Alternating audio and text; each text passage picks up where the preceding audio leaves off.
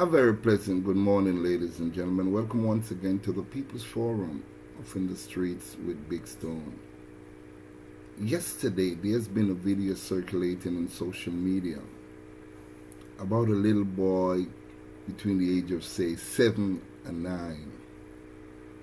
And he was asked the question by an adult, what you want to be. And ladies and gentlemen, I would prefer for you to hear it from out of the babes and suckling. Take a listen to this. The cat. Say how much? Where you grow up where you want to be? Look up in the video. Gunman. No, brother. You mean? Eh. Yes, a gunman kill police on TV. No, man, you can't be a gunman. Look How up. you mean? No, man, look here. Why you can't tell me I'm Phoebe, brother? No. You can't tell me I'm Phoebe, brother. No, brother. Look. Me what me want be. This is very troubling. Troubling to know that our youngsters are running after a fad that they see as being accepted, running after a fad that we embrace, running after a fad that we glorify. Because you can hear it in some of these songs that being a gunman is being glorified. Or you make a step, how much people drop dead and so on and so forth. And then one of the most important thing about the whole thing was when the adult that was asking the question said, but you can't be a gunman. And this little kid said, but you can't tell me what he say. You can't tell me how to think. You can't tell me where me want to be. Me see it on TV. I want to be a gunman because gunman kill police.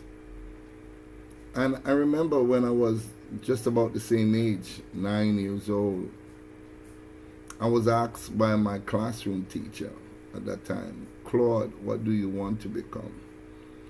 And because the culture at that time was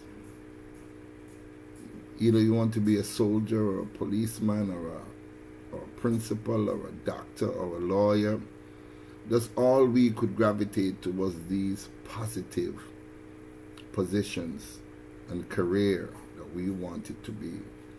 And I remember I said I wanted to become a policeman, and my parents couldn't even afford shoes for me to wear to display to portray the part of a policeman, and I had to do it barefooted because I so seriously wanted to become a policeman.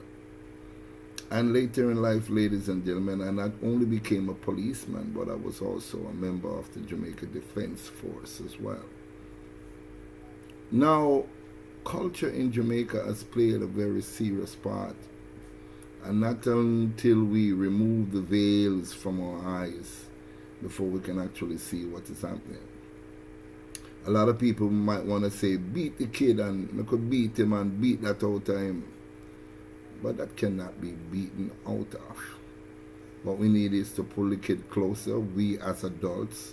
And I keep saying this in many of my videos, the adults need to get closer to children and teach them the culture that they grew up in. Because if you look at the culture of China and Japan, the older folks in their 60s late and their 70s and 80s and 90s don't stay away from the children. They pull the children closer and they teach the culture to the children so that in latter years that child will grow up and teach the same culture to their children.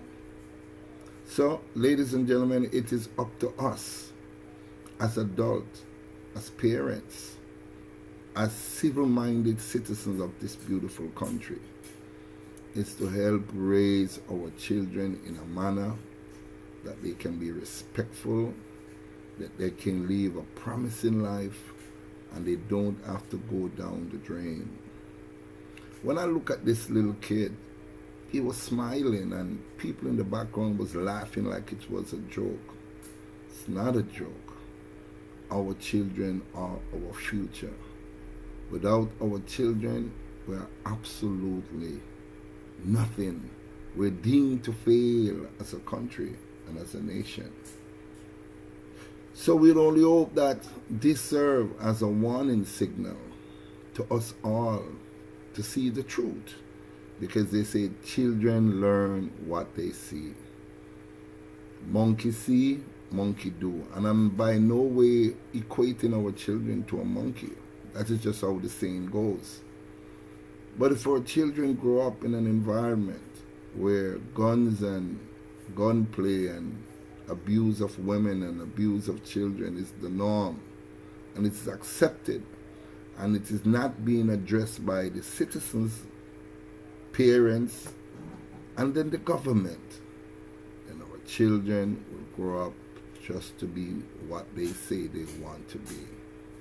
And wow, I am fighting for this change.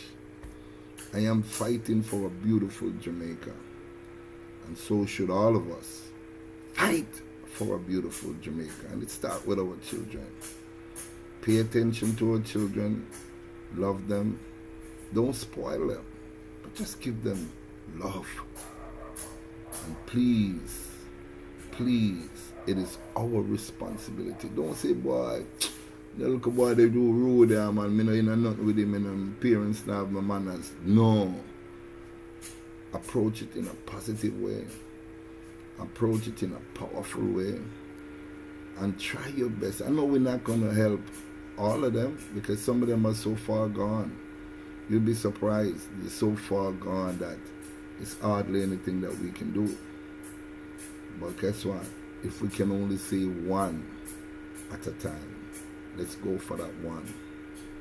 You know, Jamaica is a beautiful country. And so far we have seen the crime rate spiral out of control.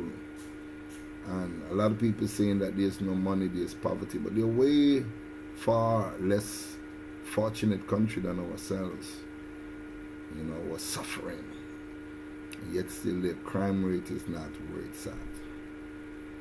Help our children to become successful. The ball is in your court as parents, as adults. Pay attention. Don't joke and laugh and make fun of what a child thinks. Try to educate that child. Let him know that what he's doing or what he's saying is wrong, and there are implications for those wrong actions. Jamaica, our country, is at an alarming high rate of murders and mayhem and misfortune.